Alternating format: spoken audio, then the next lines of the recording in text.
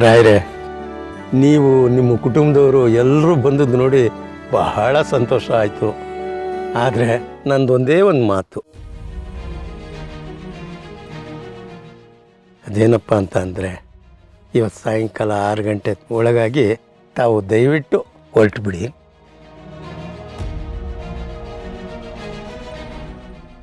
ಯಾಕೆ ಸಿದ್ದಪ್ಪಾಜಿ?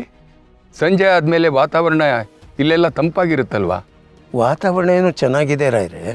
ಇಲ್ಲಿ ಸಂಜೆ 6 ಗಂಟೆ ನಂತರ ಯಾರೂ ಹೆಚ್ಚಾಗಿ ಓಡಾಡೋದಿಲ್ಲ. ಸೂರ್ಯ ಮುಳುಗೋದ್ರೊಳಗಾಗಿ ಎಲ್ಲರೂ ಮನೆ ಸೇರ್ಕೋತಾರೆ.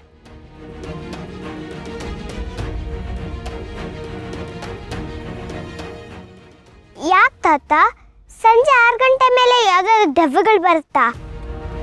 ಆ ದೆವ್ವಗಳು ಕಟ್ಟೋದೆಲ್ಲ ಬಿಡಿ, ತುಂಬಾ ಸ್ವೀಟ್ ಆಗಿರ್ತವೆ. ಪುಟ್ಟಿ, ಬರೀ ದೆವ್ವಗಳಾಗಿದ್ದಿದ್ರೆ ಇಲ್ಲಿ ಯಾರೂ ಎದುರ್ತಾ ಇರಲಿಲ್ಲ. ಆದರೆ ಇಲ್ಲಿರೋದು ರಕ್ತ ಹೀರೋ ರಾಕ್ಷಸಿ.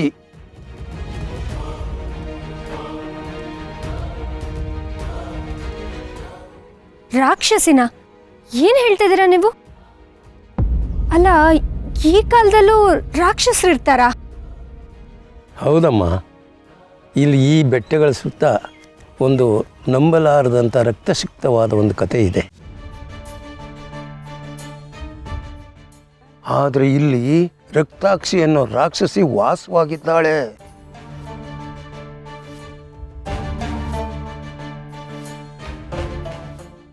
ಆದರೆ ಅವಳು ಇವತ್ತಿನವಳಲ್ಲ, ಸಾವಿರಾರು ವರ್ಷಗಳಿಂದ ಬದುಕಿದ್ದಾಳೆ.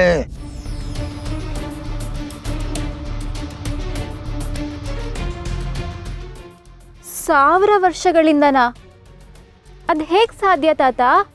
ಅದಕ್ಕೆ ಅವಳನ್ನ ರಾಕ್ಷಸಿ ಅನ್ನೋದು.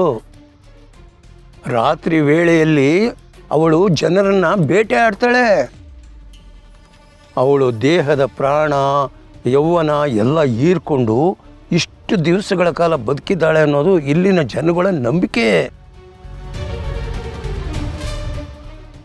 ರಾತ್ರಿ ಸಮಯದಲ್ಲಿ ಅವಳ ಮಾತುಗಳು ಕೇಳಿಸುತ್ತೆ. ಆ ಮಾತುಗಳು ಜನರನ್ನು ವಶೀಕರಣ ಮಾಡಿಕೊಳ್ಳುತ್ತೆ.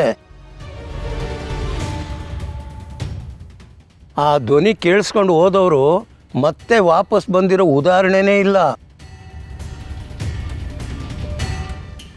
ನೀವು ಹೇಳ್ತಾ ಇರೋ ಕತೆ ಕೇಳೋದಕ್ಕೆ ಚೆನ್ನಾಗಿದೆ, ಆದರೆ ಈ ಥರ ಏನೋ ಹೇಳ್ದಾಗೆ ಅಲ್ವಾ ಜನಗಳು ಏನಿದೆ ಅಂತ ಕುತೂಹಲಕ್ಕೆ ಇಲ್ಲಿಗೆ ಬರೋದು.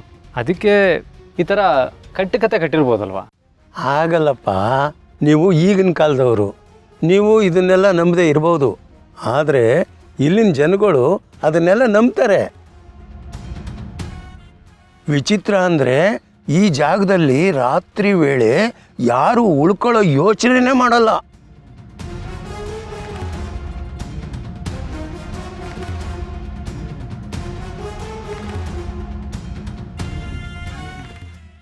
ಸರಿ ಸಿದ್ದಪ್ಪಾಜಿ, ನೀವು ಎಚ್ಚರಿಸಿದ್ದು ತುಂಬ ಒಳ್ಳೆಯದೇ ಆಯಿತು. ನಾವು ಸಂಜೆ ಆಗೋದ್ರೊಳಗೆ ಹೊರಟು ಬಿಡ್ತೀವಿ.